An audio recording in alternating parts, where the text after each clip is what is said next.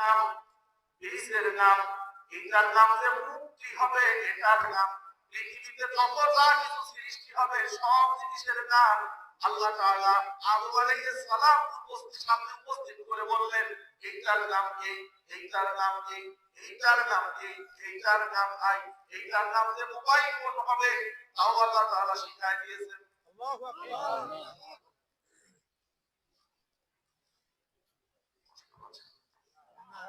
এতক্ষণ ছিলেন তিনি খালি আদম, খালি আদম।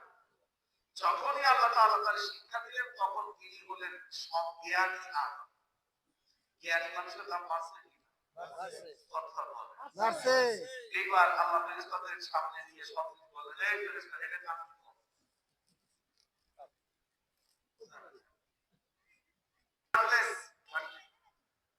তার সামনে যখন নামাজ পড়ে আমার নামাজ পড়তে বললেন কি বিষয়? এখন মুরব্বীরা বুঝাতে বলছেন ক্যামেরা উত্তর দাও। এখন মুরব্বী উত্তর দিচ্ছে, সামনে দাঁড়ায় যা পড়তে হয় বাবাকে আমরা কেউ জানি না। এই ব্যাপারে ওই ছেলেটা ভালো জানে। কি বুঝলেন? দাড়ি টুপি লম্বা জামার পাগড়ি সামনে যাবে নাকি এলেম যাবে? হ্যাঁ, এলেম এসে দাড়ি, এলেম এসে দাড়ি,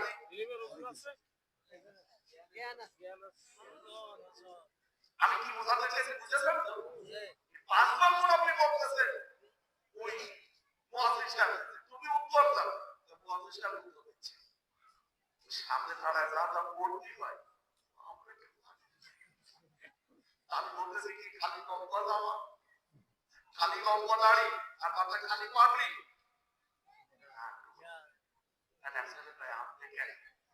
আমি কইলাম যে আমি মুসলমান মানুষ খুলনাতে যাই কিছু বড় কথা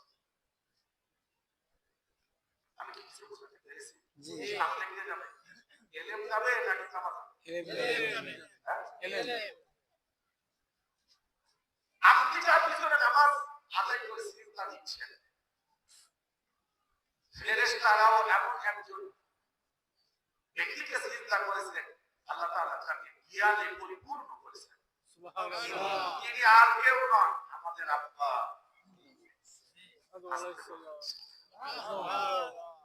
আমরা সেই আব্বার ছেলে।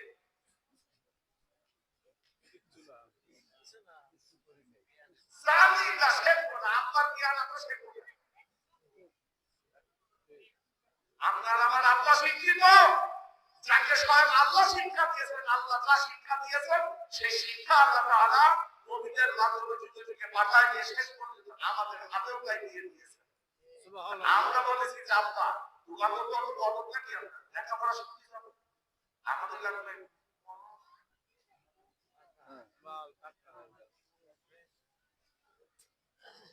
টাকা পয়সা কমলে যাবে। এজন্য ইব্রাহিম আলাইহিস সালাতু ওয়াস সালাম তার আব্বাকে যখন ডাকলেন, আব্বা আপনি যার পিছনে দৌড়াচ্ছেন তার পিছনে দৌড়াবেন না, আল্লাহ তাআলা আমাকে ইলম দান করেছেন যা আপনাকে দেন নাই, সুতরাং আপনি আব্বা আমার অনুসরণ করুন, আমি আপনাকে জান্নাতের পথ দেখাবো। সুবহানাল্লাহ। সূরা মারইয়াম আয়াত 43। ইয়া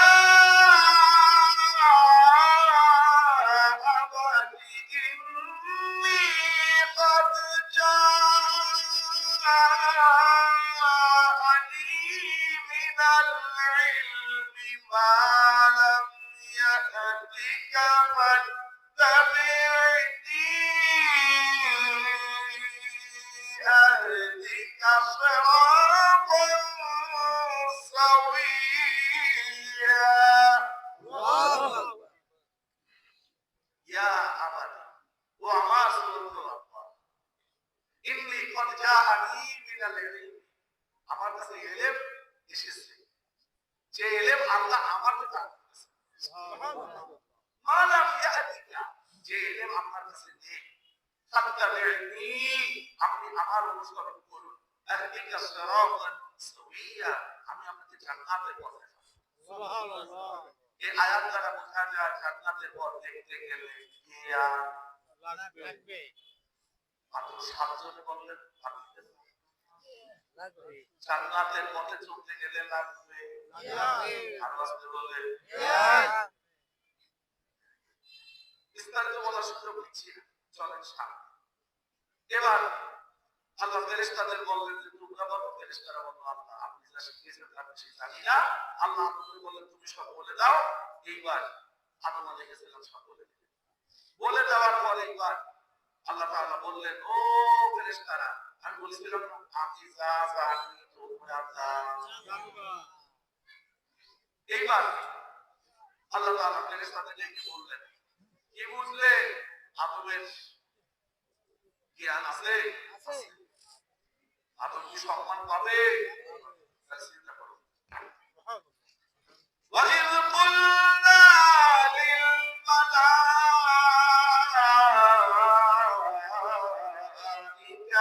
اسْجُدُوا لِآدَمَ فَسَجَدُوا إِلَّا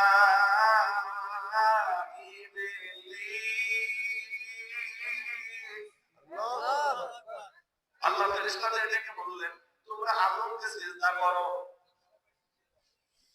সবাই সিজদা করলেন, ইবলিস সিজদা করলো না, আবা অস্বীকার করলো, মুস্তাকবারা অহংকার করলো, ওয়াকানা মিনাল কাফিরিন। এই কারণে ইবলিস কাফেরদের অন্তর্ভুক্ত হয়ে গেল। কারণ হলো সে ইলমকে অপমান করেছে।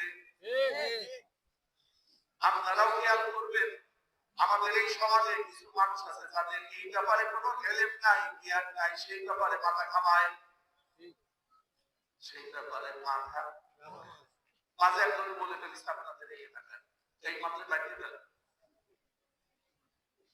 বলেছিল না আমি তার এখানে ছিলাম না খুলনায় বসে দেখলাম যে ইমামরা যদি উলট কমেন্ট করে ইমামদের বাইরে গেল বাবা ওই সামনে যে ছোট্ট একটা জায়গা মসজিদে ওই জায়গায় দাঁড়াতে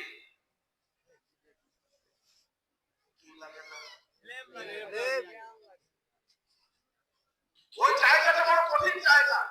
ওই জায়গার জবাবদিহিতা আপনাদের সাথে না, তার থেকে বেশি জবাবদিহিতা আল্লাহর সাথে। যারা বুঝবে না তাদের জন্য বিপদ। ছোট্ট একটা গল্প বলি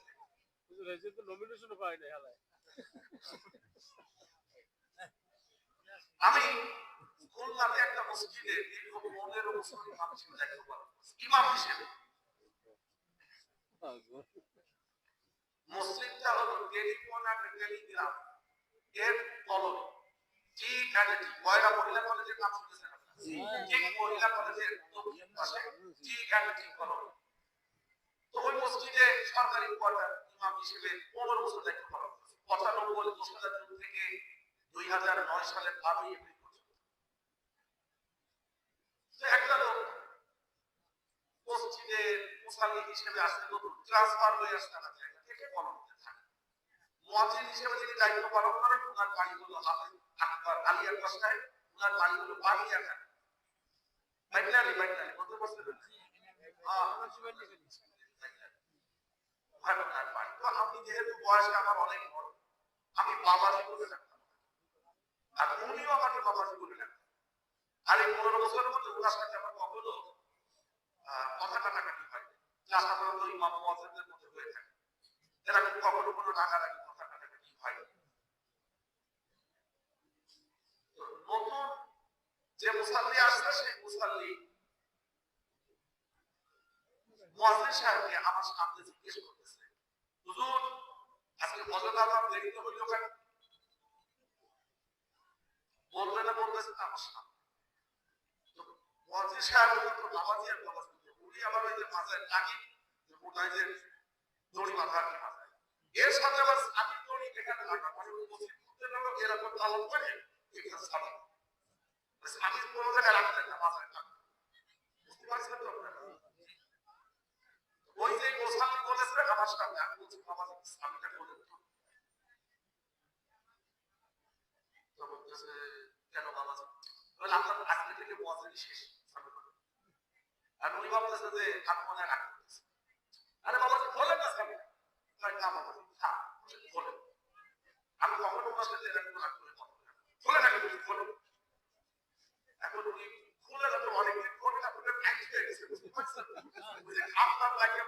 টাকা লেগে মানে একটু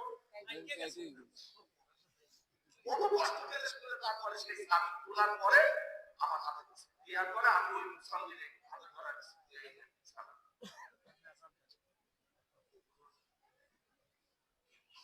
তা বললাম যে আমার তো আপনারা 1500 টাকা ইমামতি বলে দেয়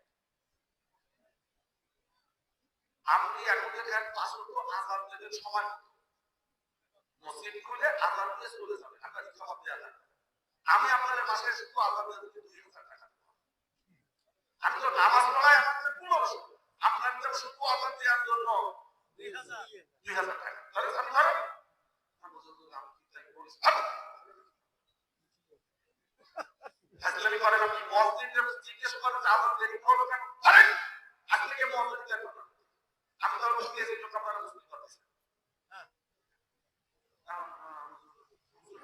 ধরেন আগে ধরেন এরপর যেন আমার কথা বলা ধরেন আমি ধরার পর আজকে রাখি সামনে নিয়ে ঘুমাবে ফজরের আজান দিয়ে দেখেন আপনি খুব বড় যায় একজন মুয়াজ্জিন যখন মসজিদের চাবি মাথায় নিয়ে ঘুমায় তখন রাতে টাকা মতো 3 বার উঠা লাগে ঘুম হয় না ওই বাক্সে একটা করে টাকা আমার কয়টা বাজে দেখতে হয় দায়িত্ব বড় জিনিস আজকে করেন আলহামদুলিল্লাহ মাসাল্লাহ ও প্রাণের যে ফজরের নামাজ পড়াই দিলে কতবার উঠা লাগে না আসলে ছোট করে বলে ফেললেন যে মুয়াজ্জিন সাহেব দেরিতে আজান দিল কেন দেরিতে আজান দিল কেন আপনি আপনার জন্য ইমানদার আপনি আজান দেন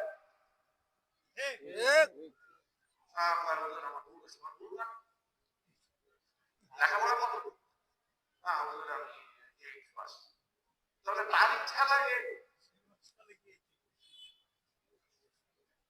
আমি আপনাদের কিছু বোঝাতে পেরেছি ওই ছোট্ট যে জায়গাটা পুরো মাসের তারা ওই জায়গাটা অনেক ওজনওয়ালা জায়গা মুয়াজ্জিন সাহেব আসল তো আসার যায় ওটার সাবিটার অনেক ওজন কয়েক মণ ওজন ছোট সাবিটা বিশ্বাস না হলে মাথায় ঢুকে দিয়ে তারপরে একটা ঘুমায় যায়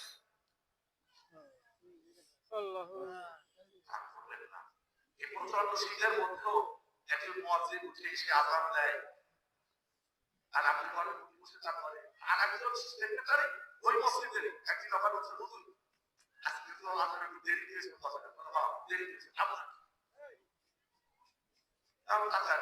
আমি তো বদরের নামাজে আসলে আপনি বলছেন কি করেন বদরের আজান দেরি করেছে নদীর মা বন্ধ নদী হলো তার মেয়ে নদীর মা মানে উনার স্ত্রী নদীর মা বলো আজকে আজান একটু দেরি করেছে তাকে বলে যে নদীর মা আগে উঠেছে আপনি তো আজকে বদরের নামাজ পড়েছেন কিনা সন্দেশ সন্দেশ ওই বললি আজ করে মাথা করে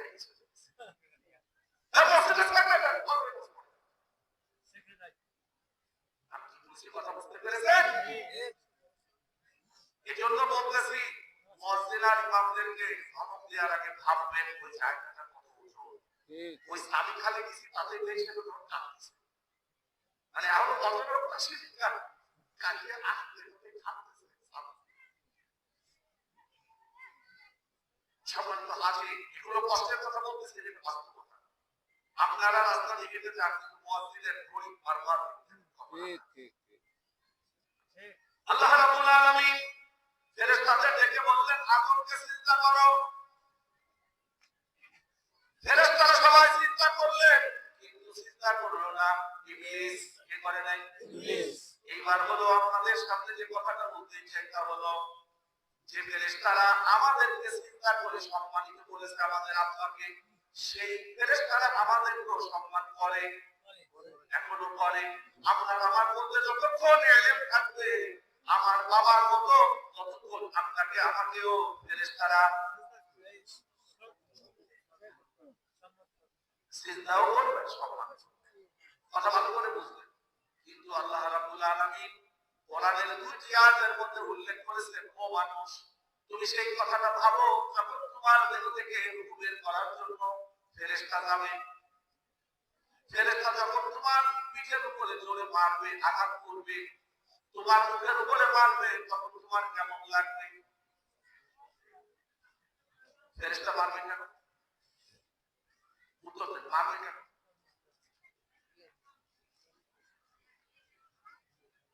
যা করেছি তা সম্মান পাওয়ার কাজ। فكيف إذا توفتهم الملائكة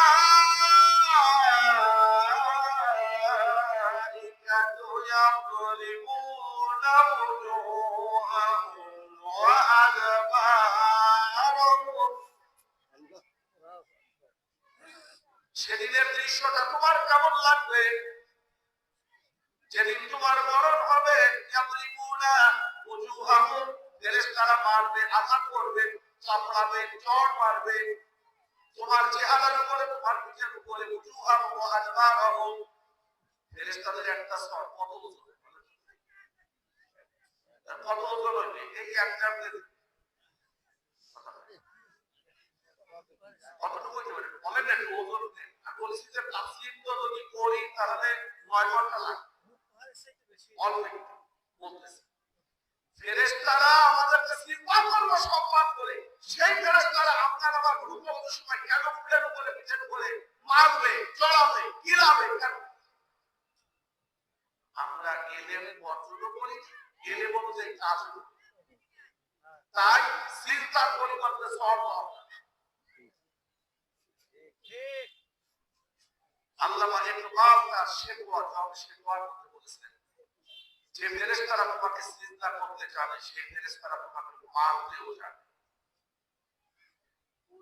সিদ্দিকিয়া মাদ্রাসা আমি যেখানে শিক্ষকতা করি, এখানে আমাদের একজন বাংলা সহকারী অধ্যাপক এসএম আব্দুল আজিজ স্যার অবসরে চলে গেছেন গত 14 ফেব্রুয়ারি। তারপরে আমাদের মাদ্রাসার তাদের সাথে আছেন এই আপনাদের ইমাম সাহেবের সরদ্র স্যার। ও যখন পড়েছে ওর মনে থাকার কথা, স্যার ক্লাসে বাংলা পড়া, কিন্তু বাংলা হলো হাদিসের মতো মুখস্থ করে তারা পড়াতে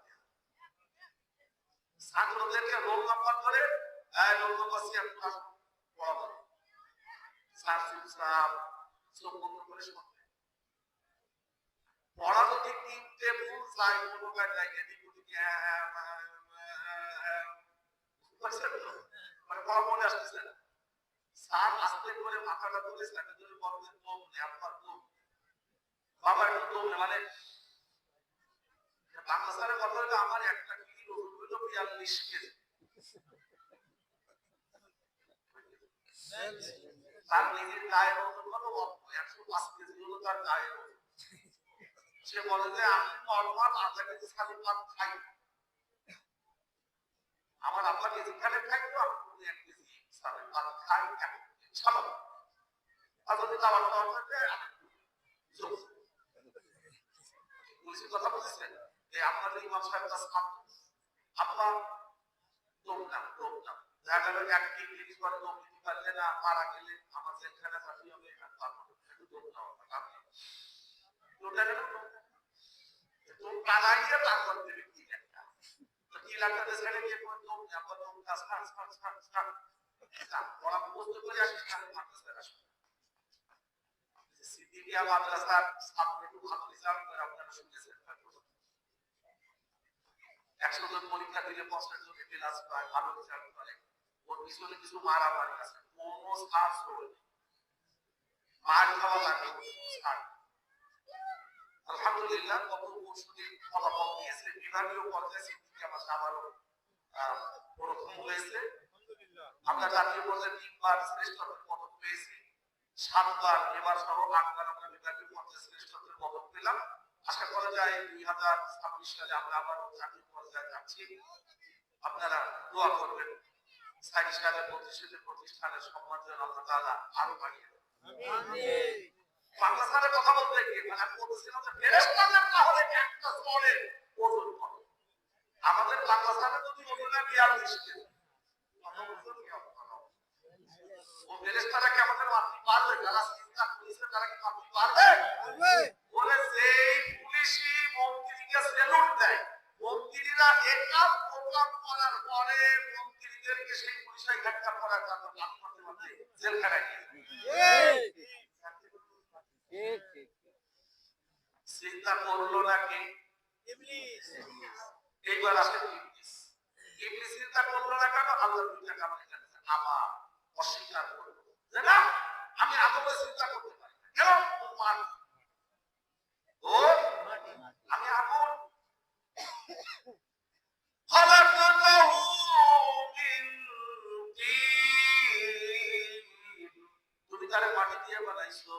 خلقتني من نار وخلقته من طين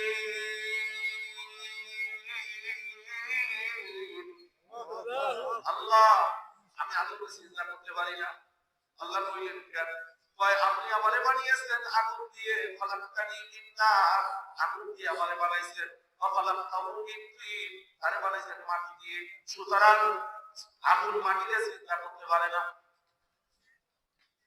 কেন মাটির মধ্যে আগুন নাই আল্লাহ বললেন যে তুমি সিজদা করো তোমার লাভ হবে কয় না আপনারা দুই হাত একটু হাতে এরকম ধরে সবাই ধরে এই একটা না দশটার একটু বসাতে দিতে দেন দেন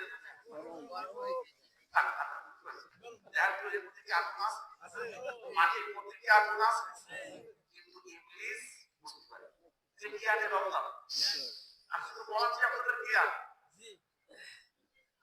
আপনারা দেখেছেন যে মধ্যে আগুন আছে দেখা যায় কাঠের মধ্যে গাছের ভেতরে পানি আছে তার ভিতরে আল্লাহ তাআলা আগুন রেখে দিয়েছে সূরাতুল ইয়াসিন একদম শেষের আয়াতটা 82 নম্বর আয়াত আল্লাযী জাআলা লাকুম মিনাশ শাজারিল আখদারি নারা তিনি তো সেই আল্লাহ সবুজ গাছের মধ্যে আগুন রেখে দিয়েছেন সুবহানাল্লাহ আইয়া আনতুম মিনহু তুকিদুন তোমরা তো সেই কাঠ থেকে আগুন বের করো ছোটবেলায় আমরা পাঠ করি যে ভাইয়ে মাছ কাটতে ধরে তাকে ছিটকে দেওয়ার কাজ করলে আগুন ধরে যাবে আমি নিজে সমস্ত কাজ করেছি সেজন্য বলছি কারণ শুধু অভিজ্ঞতা তাহলে আল্লাহ রাব্বুল আলামিন বললেন যে তুমি চিন্তা করো কিন্তু আদম কি বললো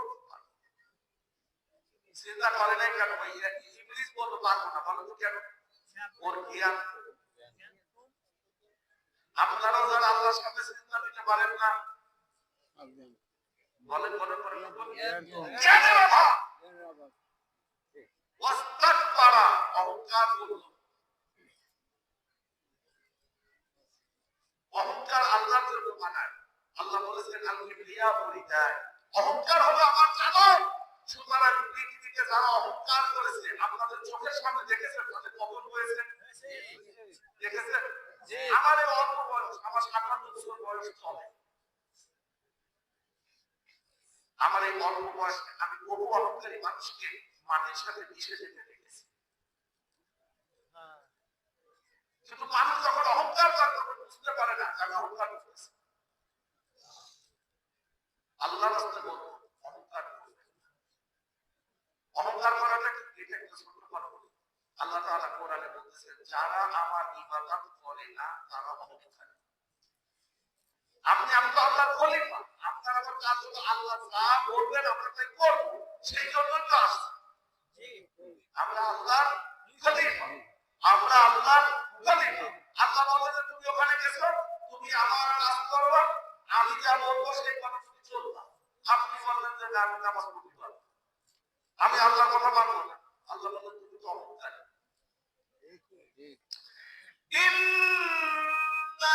ইন্নাল্লাযীনা ইয়াস্তাকবিরুনা আন ইবাদাতি সায়াদখুলুনা জাহান্নামা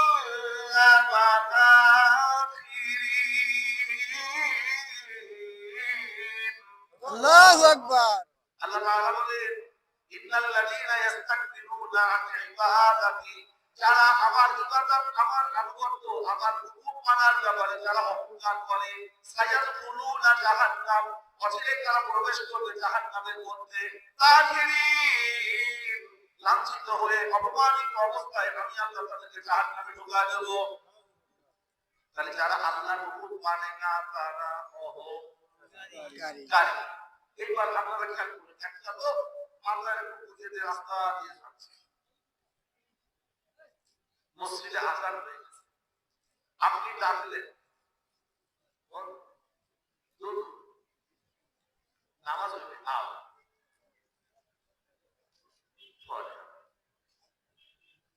একটু হাসি দিয়ে বলো পরে এই লোকটা অহংকারী কিনা কিন্তু দেখলেন তো খুব নরম ভাবে যাচ্ছে কোরআনের ভাষা হলো অহংকারী, কারণ এটা আল্লাহর ইবাদত করে না। আমি বুঝাইতে পারছি? আপনি আমি অহংকারী সংজ্ঞা দিলে হবে না। অহংকারী কে? এটা আল্লাহ বললে সেটা অবশ্যই। যারা আল্লাহর ইবাদত করে না তারা তারা আল্লাহ কি করে? আল্লাহ না কিছু করে ধর্ম কি পারে না? পারে পারে কই ধরে আছে কোরআনও লেখা আছে। চলো ইবলিস কি শব্দ আছে এখানে? ইবলিস। ইবলিস আমাদের প্রকাশ্য শত্রু। ইবলিসের উপরে আমাদের তেমন কোনো লেখাপড়া নেই, আর করবেন আপনারা। এখন তো ইবলিসকে আমরা দেখি না, যারা দেখি তার সম্পর্কে তো আমরা জানি। ওই যে আপনাদেরকে শুরুতে একটা কথা বলেছি যে আমি কোথা থেকে এসেছি, বা আমার সাথে কারো পরিচয় হলে আমি এখানে জিজ্ঞেস করি কেন। এটা তো আমার অনেকের প্রশ্ন, অনেক এটা করে কেন, কেন করে সেটা আমার নিজস্ব একটা অনুভূতি আছে, সেটা আমি আপনাকে বলতে পারবো না, এটা আমার নিজস্ব ব্যাপার। এইবার বলবো ইবলিস। ইবলিস এর নাম কোরআনে 100 বার আছে। কতবার? 100 বার। 100 বার। খুব মনোযোগ দিয়ে শুনবেন। ইবলিস আমাদের প্রকাশ্য শত্রু। কোরআনের এই ইবলিসের সংখ্যা 100 হওয়ায় মুফাসসিরিনরা কেউ কেউ লিখেছেন ইবলিস আমাদের জাহান্নামে দিতে 100 তে 100 বার চেষ্টা করে, কোনো ত্রুটি করে। 100 তে 100 মানে 100 বার ও 100 তে 100 চেষ্টা করে আমরা যেন কেউ জান্নাতে না যাই। শয়তান শায়াতিন তার নাম, শয়তান তার আরেকটা নাম, ইবলিস তার আরেকটা নাম। শয়তান এক বছর, শায়াতিন বহু বছর। শয়তান আর শায়াতিন এই শব্দটা কোরআনে আছে মাত্র 88 বার। কতবার? 88 বার। 8 and 8 88। ইবলিস শব্দটা কোরআনে উল্লেখ আছে 11 বার। 11 বার যোগ করে দেখো তো কি হয়? 99। তাহলে 100 মধ্যে একটু বাকি আছে না? এক জায়গায় তার আরেকটা পরিচয় আছে,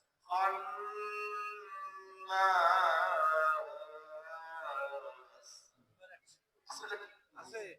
তাহলে তিনটা পরিচয় আছে তার। তিন পরিচয়ে একবার 88, একবার 11, একবার 1, এই 100। আমি বুঝাইতে পারছি? ইবলিস আপনাকে আমাকে জাহান্নামে যাওয়ার জন্য কাজ করে যাচ্ছে।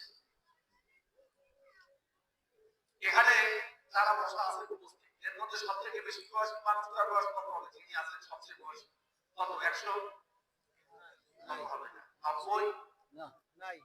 কত কিছুদিন আগে আমি নড়াইল জেলার মির্জাপুর ওখানে মাহফিল করতে গিয়েছিলাম। তারা একসাথে খাওয়া দাওয়া করছে একটা লোকের সাথে। তো উনি আমাদের জিজ্ঞেস করলেন আপনার বয়স কত? স্বাভাবিক আপনার কথা বললে 109 বছর। তার পাশে যারা ছিলেন তারা বললেন এই লোক এখনো মানুষের খেতে জোর দেয়, অর্থাৎ সে মানুষের লেবার হিসেবে কাজ করে মানুষের বাড়ি। 107 বছর। যাক আলহামদুলিল্লাহ, আমি বললাম যে আমি আপনার হাঁটু বয়স হাঁটু ঢুকিয়েছি। কথা কিছু বুঝেছেন? ইবলিস আমাদের যে বয়সে কত ছোট সেটা একটু আপনাদের বলবো। কি বলবো বলেন? আমরা বলছেন বয়সে কত বড়, আর ও আমাদের থেকে কত ছোট। ইবলিস 80,000 বছর ছিল ফেরেশতাদের শিক্ষক। 80,000 বছর। 40,000 বছর ছিল জান্নাত বানানোর পরে জান্নাতের পাহারাদার বা দারোয়ান। যোগ করে বলেন, যোগ করে 120 কি 120 কি হাজার 1,20,000 বছর। কাবাঘর আল্লাহ তাআলা যখন বানালেন, ছোট্ট করে যখন মাটির সূচনা হলো পৃথিবী নামক, এটা তৈরি হলো 4,000 বছর একটা না কাবাঘর কম করেছে। দেখেন তো কত হয়? 1,24,000 বছর। আদম আলাইহিস সালামকে সিজদা করে নাই যেদিন থেকে এ পর্যন্ত সময়ের ব্যবধান 11,000 বছর। 1,35,000 বছরের বয়সী শত্রু সামনে আপনার 100 বছরের বয়স কি?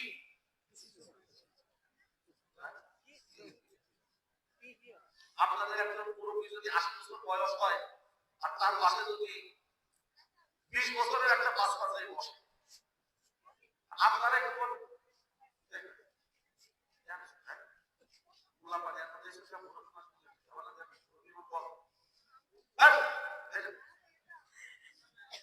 আপনাদের বয়সে কত ছোট? 80 থেকে 20 বাড়বে 60 বছরের ছোট। আপনি আপনার থেকে 60 বছরের ছোট যুবক ছেলেটাকে আপনি বলতেছেন যে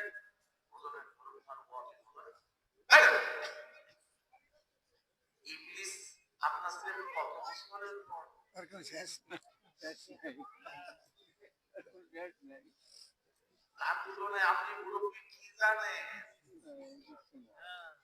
ওর শত্রুতার যে জাত, ওর যে বুদ্ধি, ওর যে কৌশল, তার সাথে আপনি কি? আপনি একটা কৌশলে ওর সাথে জিততে পারবেন, সেটা হলো আল্লামা আদম আল আসমা। আল্লাহ আদমকে যা শিক্ষা দিয়েছেন ওই শিক্ষাই হলো শয়তানের মোকাবেলা করার শিক্ষা। কিন্তু শয়তান প্রথমে বলেছে যে শোনো কোরআন কাটতে না, কোরআন বলে তোমার লাগে কোরআন রাখি দাও। হ্যাঁ ঠিক আছে, মনে দিও এটা কি কইছে? আপনার হাতে আর শয়তানের বিরুদ্ধে যুদ্ধ করার অস্ত্র আছে নাই?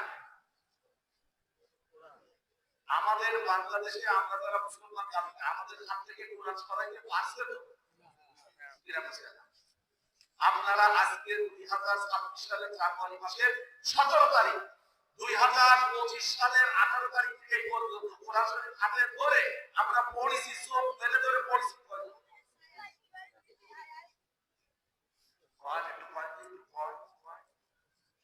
এটা কি আমাদের একটা কি অস্ত্র নামাইতে পারছে শয়তান? পারছে। আমি মনে হয় আপনাদের পড়া বোঝাতে পারি। এইটাই হলো সেই অস্ত্র যা দিয়ে শয়তানকে মোকাবেলা করা যাবে। শয়তান বলছে কি কোরআন পড়লে কি ঝামেলা বাঁচবে, আমরা ওর মন্তর দিলেছি। প্রশ্ন হলো, সংক্ষিপ্ত কথা বললাম, শয়তানের উপরে লেখা দুইটা বই আমার পড়ার সুযোগ হয়েছে। একটা হলো আল্লামা ইবনে তাইমিয়া রাহিমাহুল্লাহর লেখা তালবিসু ইবলিস, ইবলিসের তেলিসমান।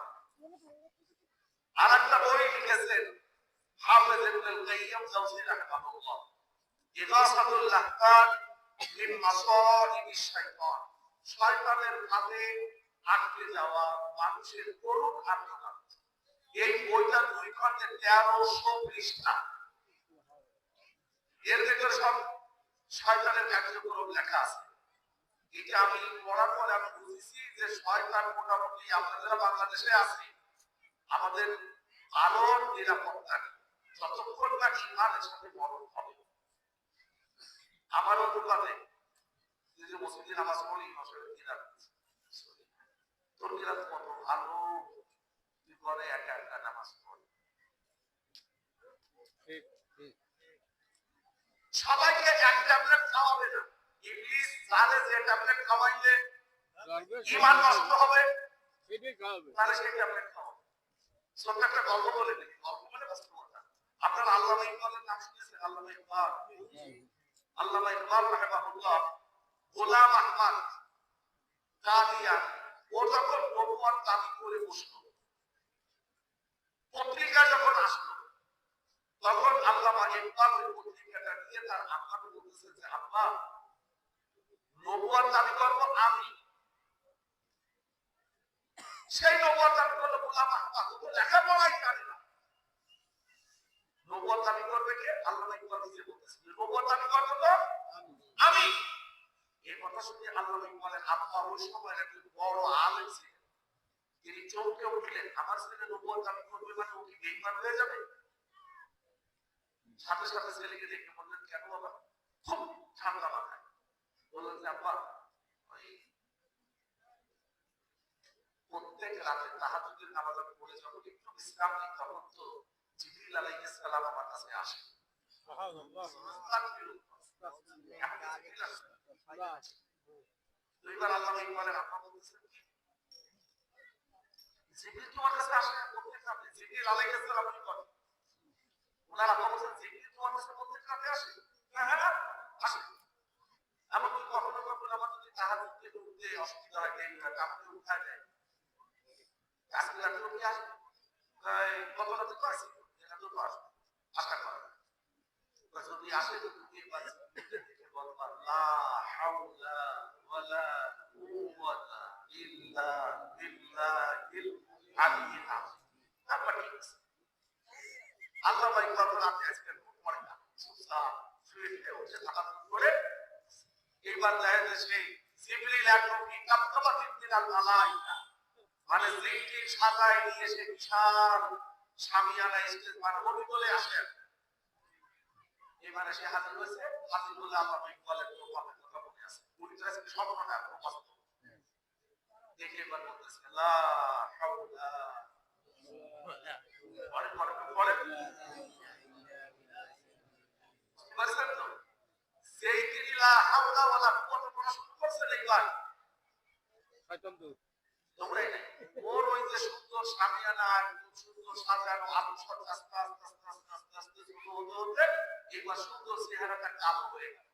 কালো হয়ে গেলে একবার জিবরিল তো না আযাজিল ইবলিস কি একটা যেন হাতের মধ্যে মুঠ করে আল্লাহ ইকবালের মুখে মেরে দিয়ে বলল তুঝসে কাম নেই হোগা, তোরে দিয়ে হবে না।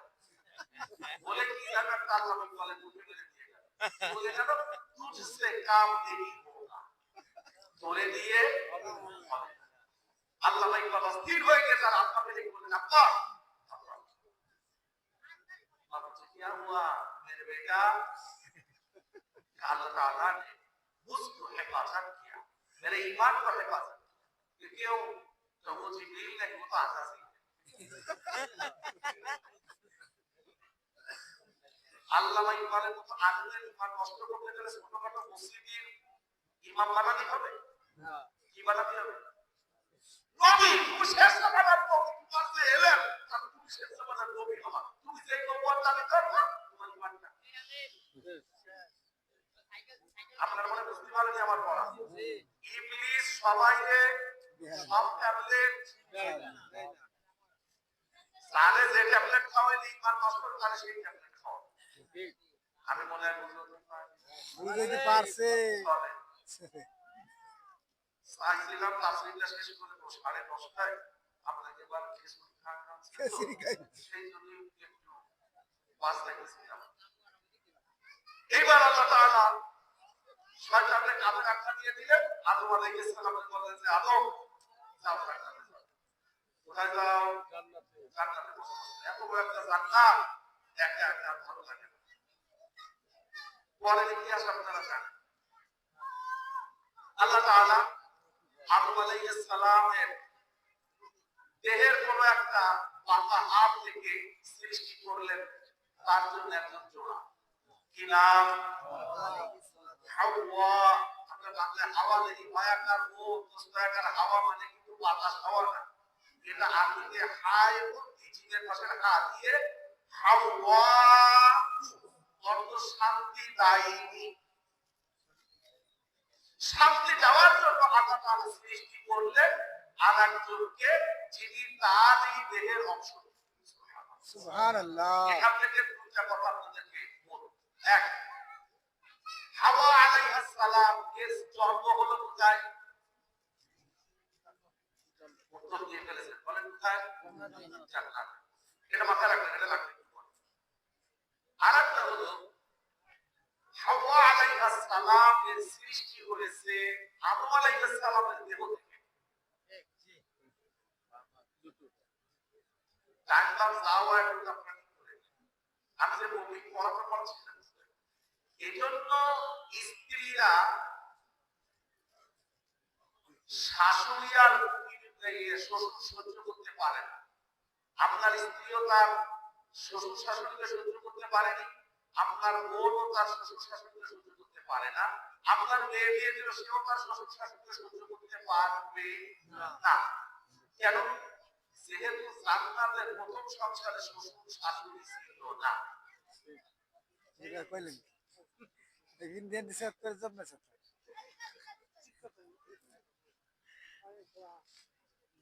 পড়াচ্ছি না তো? না না আপনারা কিতাব খুবই লেখা আছে, আমি পড়াশোনা করে তারপরে বসতেছি, বসে তারপরে বলতেছি। জান্নাতের প্রথম মানুষের যে সংসার, সেই সংসারে শ্বশুর শাশুড়ি ছিল না। তাই মহিলা রোগ পাইছেন তো? দুই, স্ত্রীদের যত মনের কথা, যত চাহিদা, যত আপন খাতি বলেছেন তাও ঠিক ঠিক। কেন? পুরুষের দেহের অংশ, তাই ছোট দেহটা বড় দেহের কাছে সবকিছু চাইবে। আমি বিরক্ত হলে হবে না। সে তাদের কার কাছে কাছে পুরুষের দেহের অংশ। ঠিক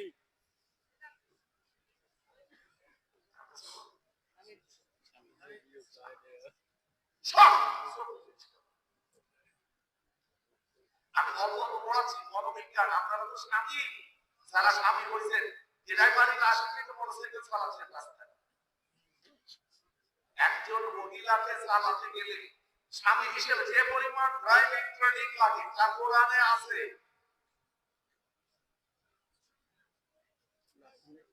আপনাদের কোনো ট্রেনিং, কোনো ড্রাইভিং লাইসেন্স নেই, খালি খালি স্ত্রী ড্রাইভার, খালি ব্রেক খালি ব্রেক। এইবার আইয়া তো আসলে খাবার দেবে লাগছে, তোর বাপে ভালো না, তোর মায় ভালো না, বলু তোমার বললেও খাবার দেয় তোমার বোনায়।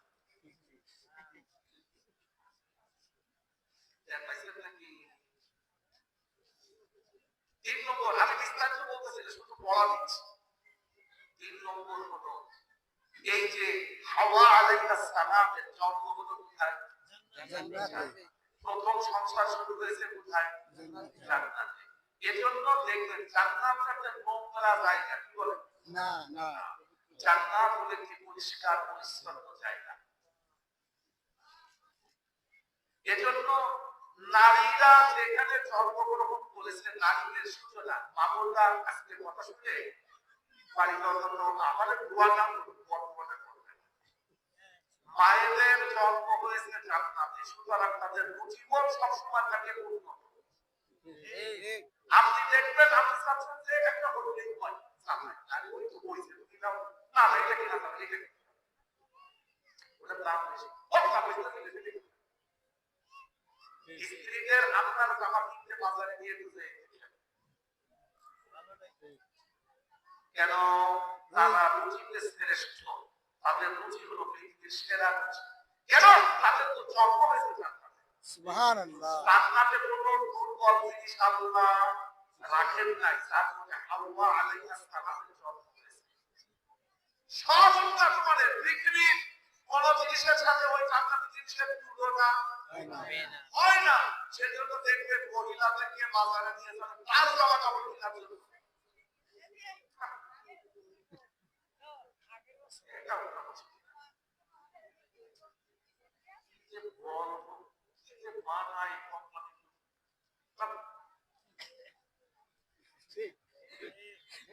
তিন ঘন্টা ঘুরাবেন তারপরও মাল পছন্দ হবে না, এটা তার দোষ না। যেহেতু তার জন্ম জান্নাতি জিনিস তো দুনিয়ায় ঘুরছে। ও আপনার আসেন না, এটা কোরআন শরীফের মধ্যেই আছে। আপনি তো যেমন খালি পড়ে গেছেন, আল্লাহ তাআলা কি বললেন? ইয়া রাসূলুল্লাহ ওয়া রাসূলুল্লাহ বলে আমি কারো রাখি তোমার বাবা আপনি যেই বলছেন আসল তো কোরআন শরীফ পড়েছেন, আমি কি পড়াচ্ছি বলছেন? আল্লাহ তাআলা আপনাকে কি বললেন? দোয়া তো জায়গা যাও, জান্নাত স্ত্রীর সাথে বসবাস করো। আল্লাহ তাআলা কি বললেন? أقلنا يا آدم اسكن أنت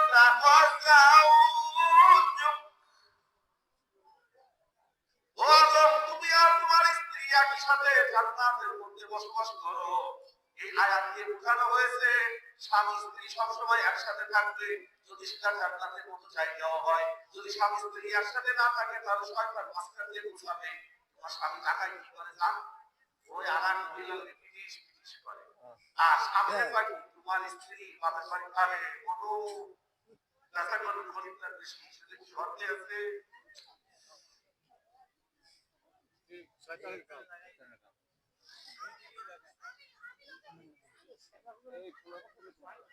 আপনি চেষ্টা করেন দিন সারা শুরু থেকেই আমি বলেছি না যে রাস্তা পাঠান তিনটা বাচ্চা আমাদের তিনটা বাচ্চা সেই শুরু থেকে না না ওগুলো ধরে নেন একটা ধরে এখানে আর কোনো কি একটা ধরে লই আর কথা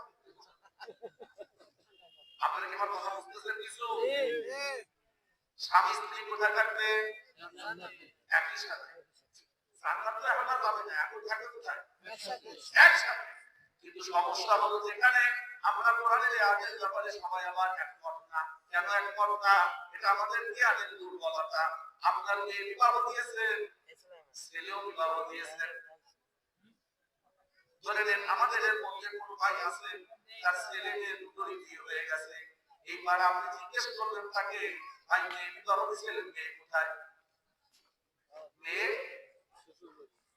কিন্তু আলোর চেষ্টা করছেন, আরে ভাই এই যে আমার জামাই চট্টগ্রাম চাকরি করে তো মেয়ে যাওয়া চট্টগ্রাম আছে, আপনার বুঝলে খুব ভালো হয়েছে। মেয়ে জামার সাথে চট্টগ্রাম আছে খুব ভালো হয়েছে। এইবার জিজ্ঞেস করলেন ছেলে বিবাহ দিয়েছিলেন তো, তা বউ কোথায়? তা বলে ছেলে তার বউ ছাড়া থাকে, সে বউ নিয়ে ঢাকায়। এতবার বললাম তোর মা অসুস্থ, বাড়িতে গেছে। বউমা বলছেন তোমার জামাই কি, তোমার ছেলে তো বউ পাবো, তোমার জামাই কথা কয় না। দেখেছেন একই বাবা মেয়ে জামাইয়ের সাথে থাকে খুশি, ছেলে তার স্ত্রীকে নিয়ে ঢাকায় থাকে এত খুশি না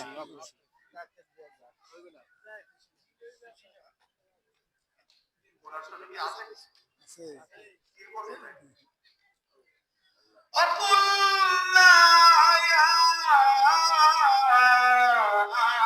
آدم اسكن أنت وزوجك الجنة وكلا منها رغدا حيث شئتما। আমি আদমকে ডেকে বললাম, ও আদম তুমি আর তোমার স্ত্রী দুজনে একই সাথে একই জান্নাতে থাকো। ও দুনিয়ার স্বামীরা তুমি তোমার স্ত্রীকে নিয়ে একই সাথে একই ঘরে থাকো। যা খাদ্য খাবার করলে তাই দুজন মিলে খাও। খুব ভালো খাবারের না হলেও যা হবে তাই নিয়ে খাও, তাহলে শয়তান তোমাদের দুজনের মাঝখানে ফাটল ধরাতে পারবে না। খবরদার এই কাজটার কাছে যাবে না। একটা কাজ আল্লাহ দেখায় ولا تقربا هذه الشجرة فتكونا من الظالمين।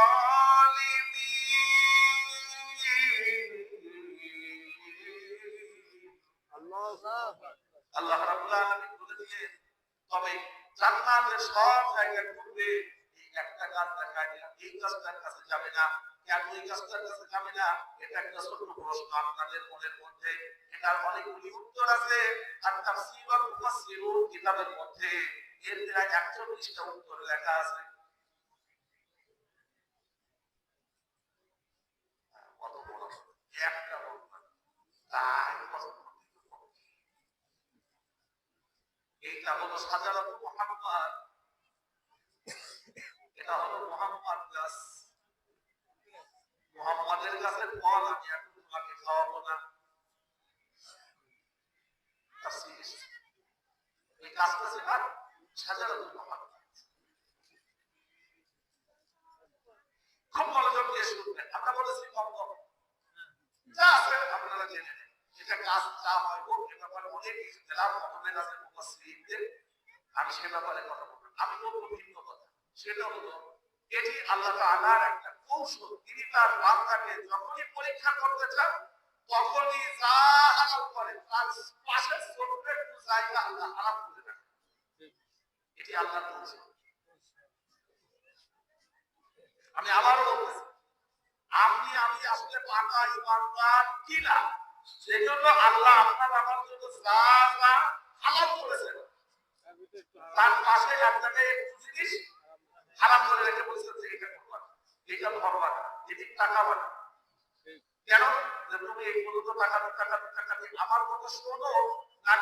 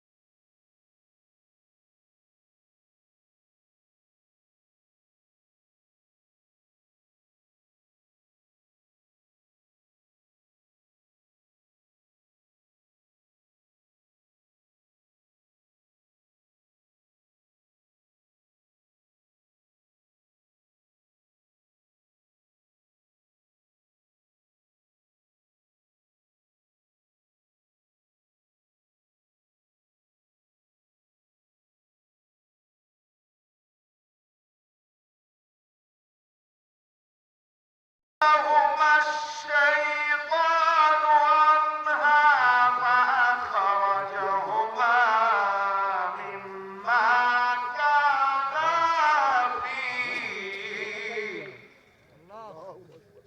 وقلنا اهبطوا بعضكم لبعض عدو ولكم في الأرض مستقر ومتاع إلى حين الله أكبر. فتلقى آدم من ربه كلمات فتاب عليه إنه هو التواب الرحيم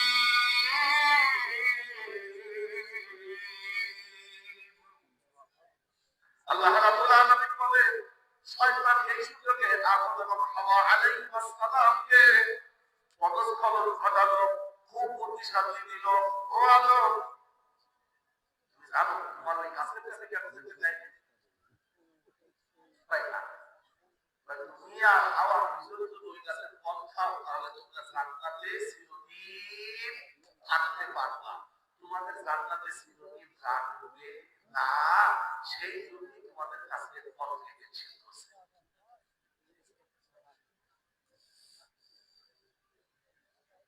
মানুষ সর্বদা قال هل أدلكم على شجرة الخلد وملك لا يبلى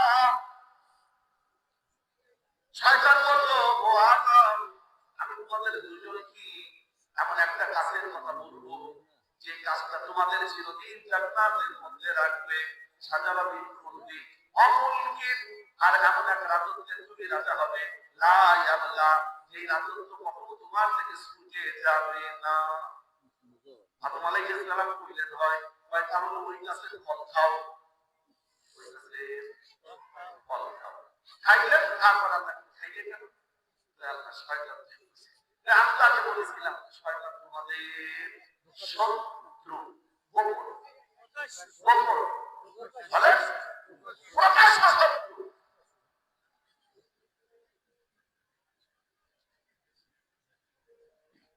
আমরা কি শয়তানের ফাঁদে পড়েছি? আল্লাহ কইছে সুদ খাইও না, আমরা কইছি খাবো, পারলে তুমি ঠেকাও। আল্লাহ কইছে ঘুষ খাইও না, আমরা কইছি খাও। যদি জনগণ খাবি না চায়, দিতে না চায়, জোর করে ভাই কাটতায় খাবো। শয়তানের কি এখন এটা কাজ দরকার আছে? আমরা যে পরিমাণ শয়তান তাতে আপাতত সমুদ্রে আছে, আসন কেড়ে রাসূল বলেছেন এখন আর ওই দিকে আসে না, ওই দিকে থাকে। বলেছে যে আমার দেশ গালাগালা করে করেছি বাংলাদেশে, তাতে আর আমার চাওয়া না না কষ্ট। এই যে ধরেন মনে করেন কাজ করবেন, এই যে আমরা দেখলাম নির্বাচনে মানুষ যারা, তো আমার ভোটটা আমি দেব। ভোট কেন?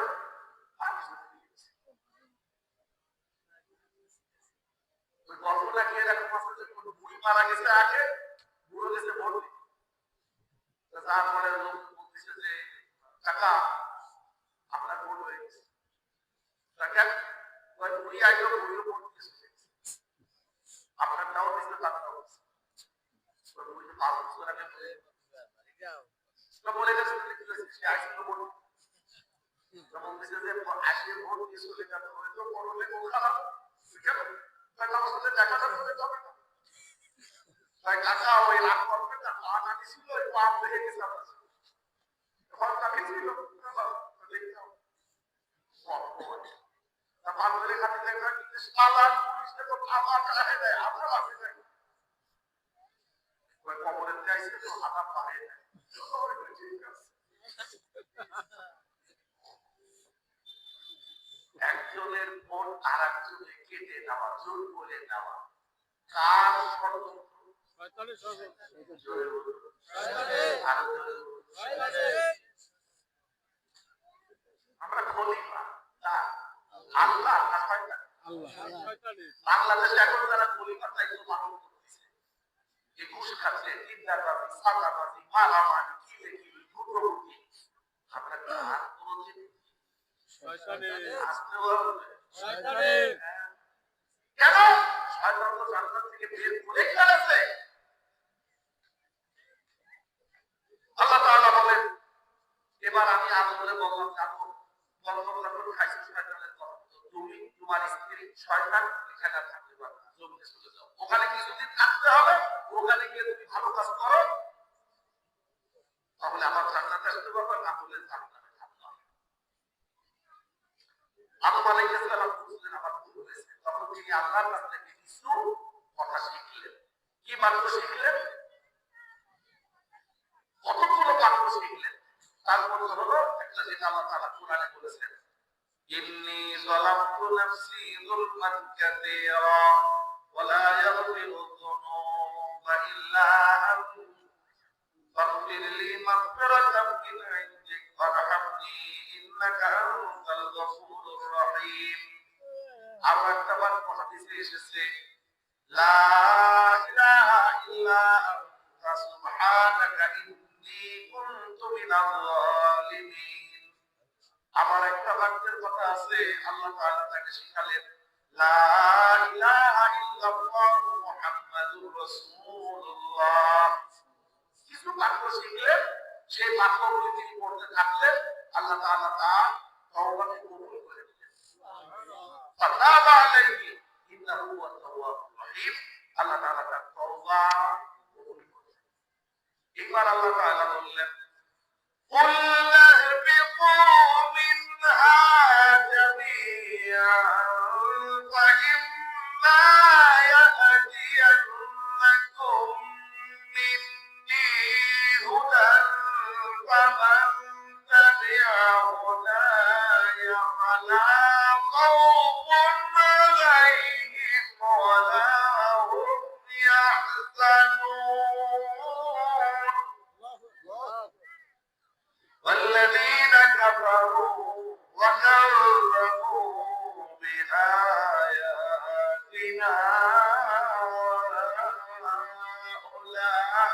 أولئك أصحاب النار هم فيها خالدون।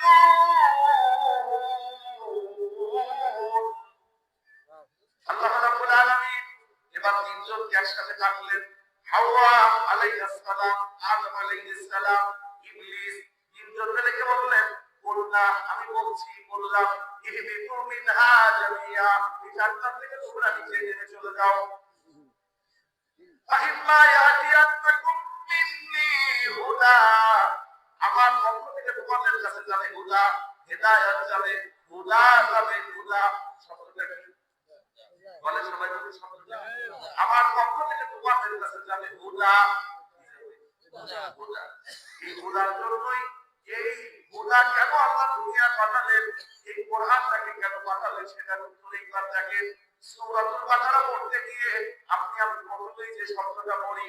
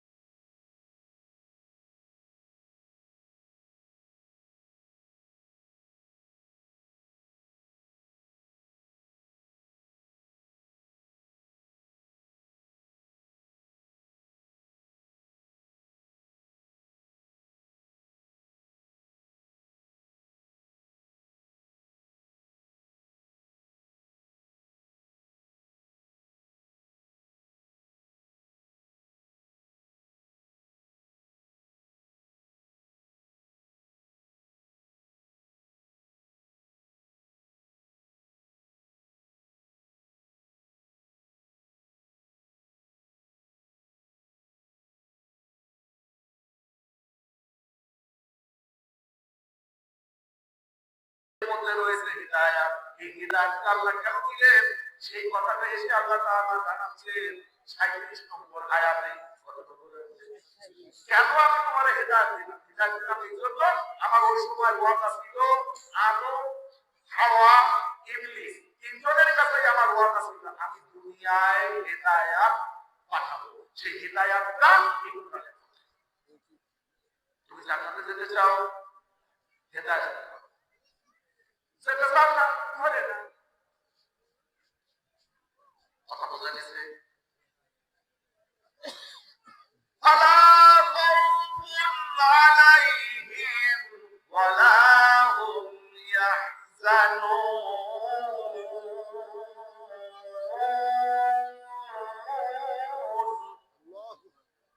তোমরা কেউ যদি আমার হেদায়াত করো তাহলে তোমাদের কোনো ভয় নাই, কোনো দুশ্চিন্তা নাই। মানুষেরা মারবে মারবে, উসমান হাদির মতো গুলি করে মেরে দিবে, কিন্তু সে আগে বলে দিল যদি আমাকে কেউ হত্যা করে মারে আপনারা আমার বিচারটা করিয়ে আমি শহীদ হব। তুমি যদি আমার হেদায়াত করো তোমার কোনো ভয় থাকবে না। তোমার কেউ মারলে মারবে, তোমার দেহ তুমি মনিরুজ্জামান তোমার মারতে পারবে না। তোমাকে গুলি করার সাথে সাথে দেহ পড়ে যাবে, তুমি উঠে আমার কাছে চলে আসবে জান্নাতে। যাদেরকে ফাঁসি দেওয়া হয়েছে, যে কারণে ফাঁসি দেওয়া হয়েছে ওইটা কোনো কারণ না, ওগুলি হলো বানোয়াট কারণ, বানানো কারণ। এই বানানো কারণে ফাঁসি দেওয়ার কারণে তারা একবারও লাফানো করে নাই, বরং তারা আত্ম দেখায় বলেছে আমরা বিজয়ী হয়েছি। কারণ আমরা দুনিয়ার জন্য লড়ি নাই, দুনিয়ার জন্য দৌড়াই নাই। আমাদেরকে যে কারণে ফাঁসি দেওয়া হলো সেই কারণটার মূল কারণ হলো আমরা হেদায়াত ধরেছি। যারা বলো আপনি আমি বলি নাই, যারা ধরে নাই তাদেরকে শয়তান ভালো বলে, যারা কোরআন ধরেছে শয়তান তাদেরকে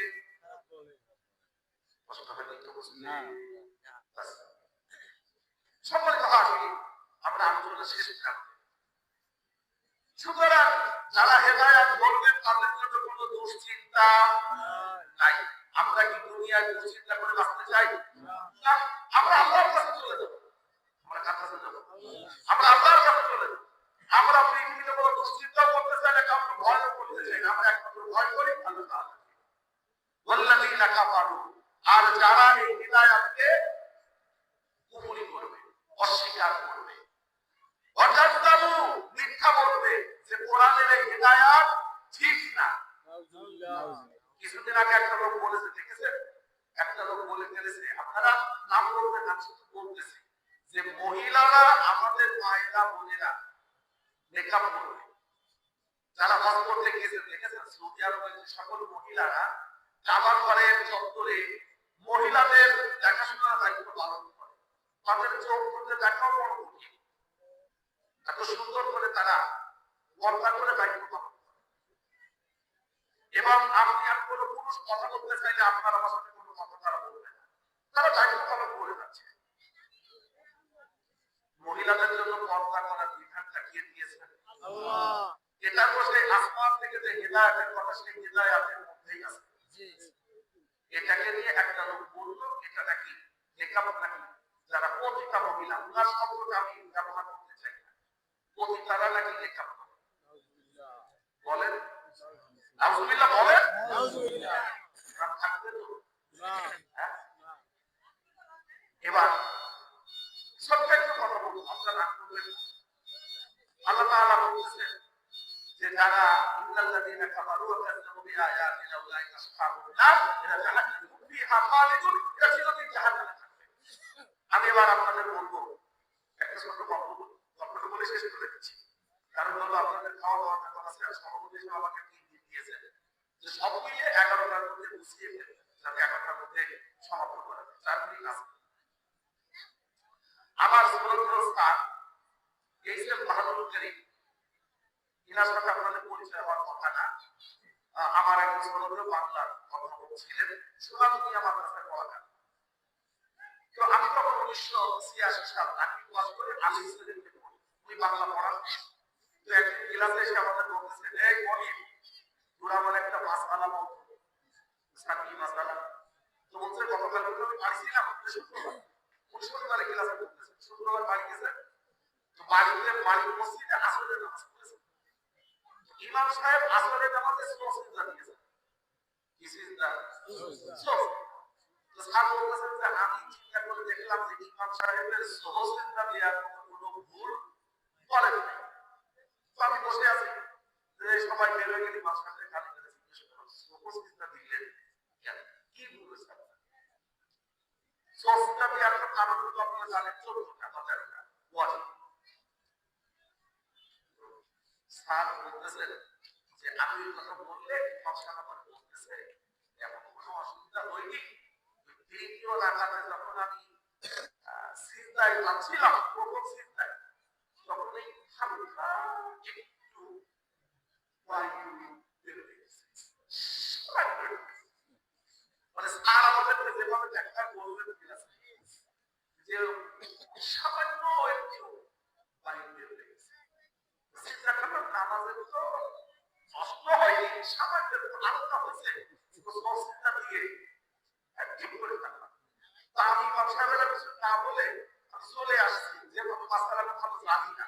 তোরা তো আলেম মানুষ, বলবি নামাজ কি আবার পড়া লাগবে নাকি নামাজ পড়ছি? আপনারা কি বলেন নামাজ পড়ছি? না, আবার পড়তে হবে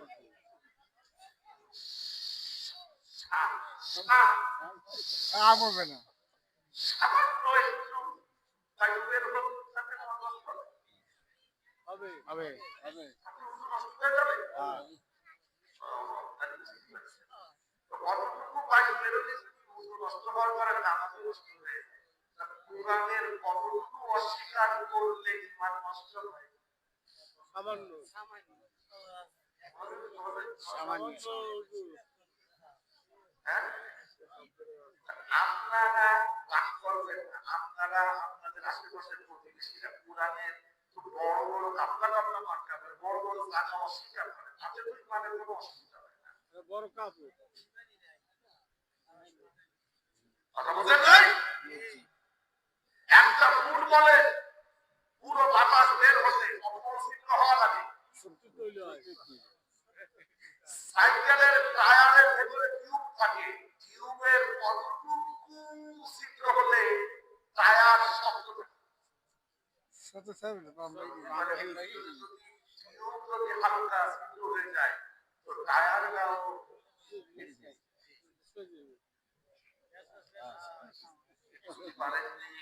বুঝি বুঝি। শেষ।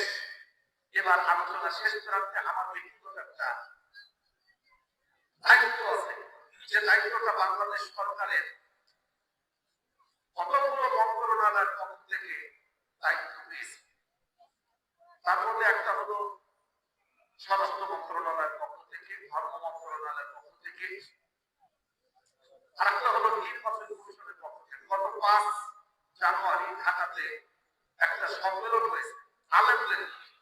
বাংলাদেশের 64 জেলার 64 জন আলেম, 7 মহানগরী সিটি কর্পোরেশন আর কি, 7 মহানগরী থেকে 7 জন আলেম, তারা ঢাকায় সরকারের আমন্ত্রণে উপস্থিত হয়েছে। তার মধ্যে আমি একজন ছিলাম খুলনার পক্ষ থেকে। সেখানে দীর্ঘ 5 ঘন্টা ব্যাপী একটা কর্মশালা হয়েছে, যেখানে উপস্থিত ছিলেন আপনার ক্যাবিনেট সচিব, ধর্ম মন্ত্রণালয়ের সচিব, স্বরাষ্ট্র মন্ত্রণালয়ের সচিব, আমাদের ইন্টারিম গভর্নমেন্ট অন্তর্বর্তী সরকারের প্রধান উপদেষ্টা, এরা খুব বড় বড় অফিসার। তো ওনারা আমাদেরকে ডেকে যে কথাটা বলেছেন আপনারা ইউটিউবে জেনেছেন, সেটা হলো একটা কথা তারা আমাদেরকে শিখাতে চেয়েছেন, বোঝাতে চেয়েছেন, বা বলেছেন এটা জাতিকে বোঝাতে হবে। যেহেতু আপনারা মাঠে ময়দানে কথা বলেন, জুমায় কথা বলেন, শিক্ষকতা করেন, সেজন্যই দায়িত্বটা হলো চেঞ্জ উই নিড। বাংলাদেশ নিয়ে তাদের থিম হলো, চিন্তা হলো চেঞ্জ উই নিড, পরিবর্তন আমরা চাই। বাংলাদেশ স্বাধীন হওয়ার পর থেকে 54 বছর ধরে যা আমরা দেখেছি এটা আমরা আর চাই না, এটার আমরা পরিবর্তন চাই। তাই স্লোগানটার সূচনা ছিল চেঞ্জ উই নিড, পরিবর্তন আমরা চাই। এই পরিবর্তন চাইলে আপনাকে কি করতে হবে? দেশের চাবি আপনার হাতে, হা না ভোট হবে আমাদের ওখান থেকে বলেছে, কেউ যদি আপনাদেরকে বলে যে আর আমাদের পক্ষে আপনি কথা বললেন কেন, আপনারা তার নাম তালিকা আমাদের কাছে পাঠিয়ে দেন। হায়ের পক্ষে আমাদের ভোট দিতে হবে। গণভোটে 12 তারিখের যে ভোট হবে, আশা করতেছি আমরা ওই ভোটে দুই ধরনের ব্যালট থাকবে, একটা থাকবে সাদা ব্যালট, এটা যিনি এমপি হবে তার মার্কা থাকবে, আপনারা সেই ভোট আপনাদের ইচ্ছা মতো দিবেন। কিন্তু হ্যাঁ এবং না ভোটের যে ব্যালটটা থাকবে, সেই ব্যালটের রংটা থাকবে হলো একটু মেরুন কালারের, মেরুন। ওই যে পিছনে একটা আপনার লাল ধরনের যেটা দেখতে পাচ্ছেন, ওই রঙের মেরুন কালার করে, ওর ভেতরে হা থাকবে এবং না থাকবে। وعلى آل إبراهيم إنك حميد مجيد اللهم بارك على محمد وعلى آل محمد كما باركت على إبراهيم وعلى آل إبراهيم إنك حميد مجيد اللهم آمين يا الله يا رب العالمين يا غفار يا كريم يا ستار يا عظيم আমরা পায়ের পরে হাজার পাঁচটায় বলবার দিলাম বারৈখালী কাউন্সিল অফ জামে মসজিদ কমিটির উদ্যোগে আয়োজিত চতুর্থ বার্ষিকী তাফসীরুল কোরআন মাহফিলে সমবেত হয়ে আমরা আল কোরআন থেকে হাদিসে নববী থেকে আলোচনা শুনলাম। রব্বুল আলামিন দয়া করে আমাদের আজকের এই মাহফিলের আয়োজন ব্যবস্থাপনা আলোচনা কবুল করে নিন। ইয়া আল্লাহ, আমাদের যদি কোনো ভুল ভ্রান্তি হয়ে থাকে, ইয়া আল্লাহ কোনো ত্রুটি বিচ্যুতি হয়ে থাকে, আমরা যদি এমন কোনো শব্দ বা বাক্য বলে থাকি যা কোরআন এবং হাদিসের সাথে মানায় না, আপনি পছন্দ করেন না, রব্বুল আলামিন সেই কথাগুলো আপনি আমাদের থেকে মুছে দিন। আমরা আশাবাদী আপনি আমাদের জন্য আল কোরআন থেকে হাদিসে নববী থেকে যে কথাগুলো শোনালেন, এই কথাগুলি আমাদের হৃদয় পরে স্মৃতি পথে গেঁথে দিন।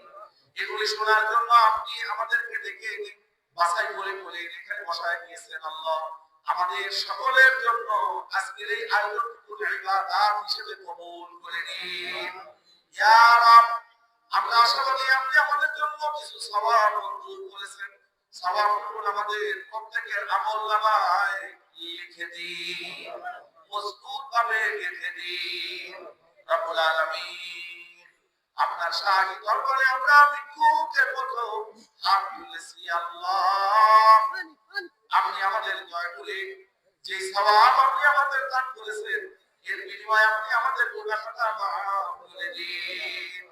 রব্বুল আলামিন, তামাম পৃথিবীর প্রিয় মানুষ, শ্রেষ্ঠ মানুষ মুহাম্মদুর রাসূলুল্লাহ সাল্লাল্লাহু আলাইহি ওয়াসাল্লাম, যিনি আমাদের প্রিয় নবী, আমরা তার উপরে দুরূদ ও সালাম পড়েছি। আল্লাহ, আপনি দুরূদ ও সালাম কবুল করে নিন। রাসূলের উপরে সালাত ও সালাম বর্ষণ করেছি, আপনি কবুল করে সোনার মদিনায় পৌঁছে দিন। রাসূলের আহলে বাইত আজওয়াজ মুতাহহারাত সাহাবায়ে কেরামদের উপরে আল্লাহর সওয়াব ইয়া আল্লাহ সবকিছু বর্ষণ করে দিন। ইয়া আল্লাহ, পৃথিবীর প্রথম মানুষ থেকে এই পর্যন্ত যত মুমিনিন মুমিনাত অন্তর্ধান করে শুয়ে আছেন, তাদের জন্য কি বলে ক্ষমা চাইতে হবে? আল্লাহ, সেই কথা আপনি শিখিয়েছেন। আপনার শেখানো দোয়া আপনার কাছে পেশ করছি। রব্বানা ইগফির লানা ওয়া লিইখওয়ানিনা আল্লাযীনা সাবাকুনা বিল ঈমান। ربنا اغفر لنا ولإخواننا الذين سبقونا بالإيمان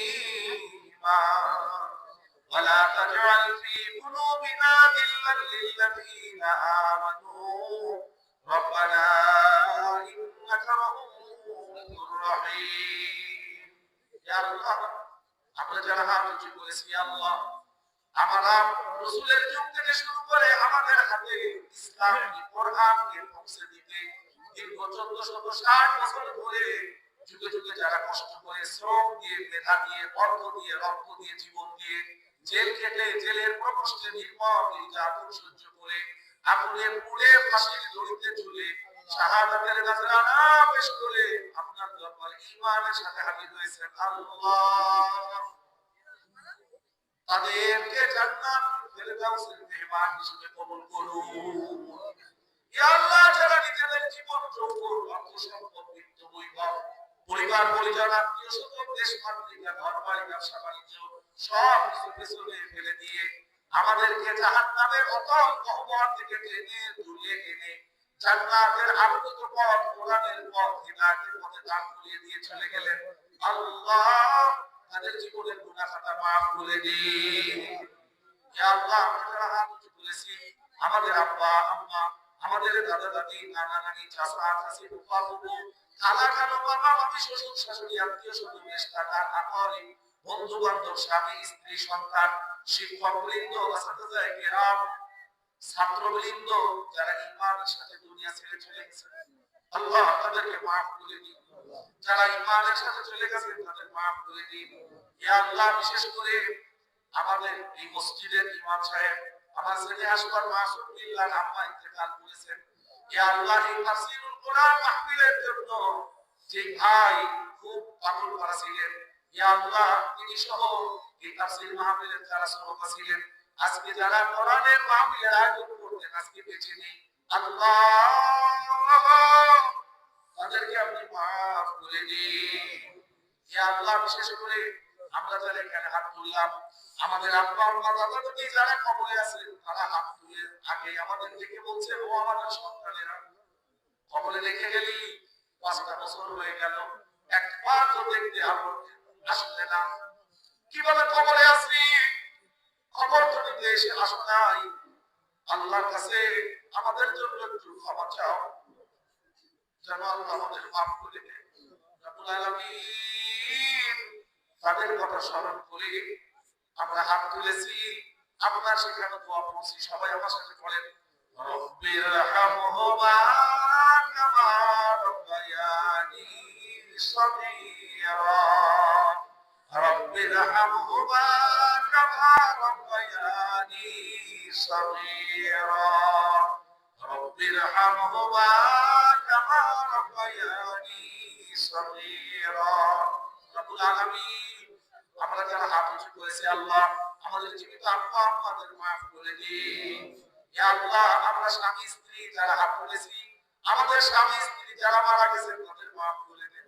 ইয়া আল্লাহ, আমরা হাত তুলেছি, ইয়া আল্লাহ আমরা জীবনের একটি কাঙ্ক্ষিত ঘর, স্বপ্নের ঘর ছিল, বাসর ঘর, আমরা বাসর ঘর দিতেছিলাম, ছোট্ট ঘর, সেই ঘরের মধ্যে আপনি আপনার কিছু বান্দাবান্দি দান করেছেন, যে কারণে ঘরটা একটু বড় হয়েছে।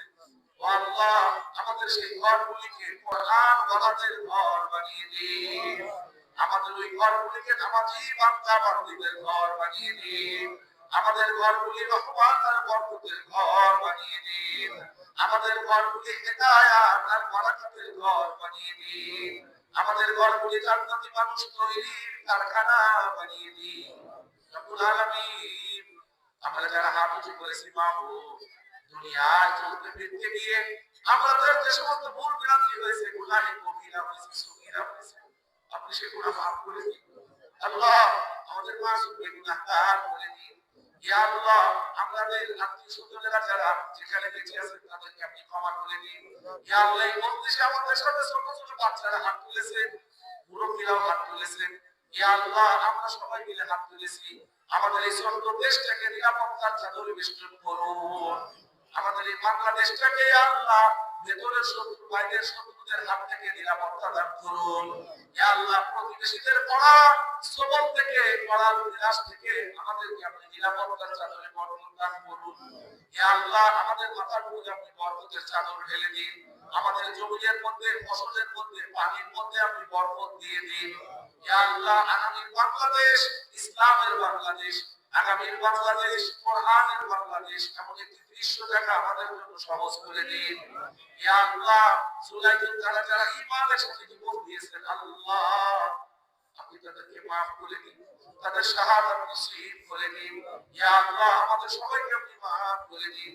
রব্বুল আলামিন, যারা এই তাফসীর মাহফিল বাস্তবায়নের জন্য শ্রম দিয়ে, মেধা দিয়ে, অর্থ দিয়ে, বুদ্ধি দিয়ে, লাইট দিয়ে, মাইক দিয়ে, সামিয়ানা দিয়ে, বিছানাপত্র দিয়ে, শুনতে এসে বলতে এসে আমরা যারা মাহফিলটাকে সৌন্দর্যমণ্ডিত করেছি, আল্লাহ মাহফিলটা আমাদের সকলের জন্য নাজাতের ওসিলা বানিয়ে দিন। ইয়া আল্লাহ, আজকে আপনি আমাদেরকে টেনে টেনে ডেকে ডেকে এনে কোরআনের বিছানায় বসায় দিলেন। আর ওই খালি রাস্তার এই মাঠ সাধারণ কোনো মাঠ না, এটা কোরআনের মাঠ। এটা কোরআনের বিছানা।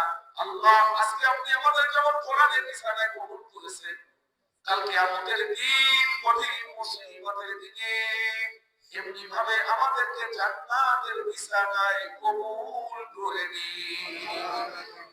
সুবহান রাব্বিকা রাব্বিল ইজ্জাতি আম্মা ইয়াসিফুন ওয়া সালামুন আলাল মুরসালিন والحمد لله رب العالمين. وعلى آخرة الابتلاء عند الموت لا إله إلا الله محمد رسول الله.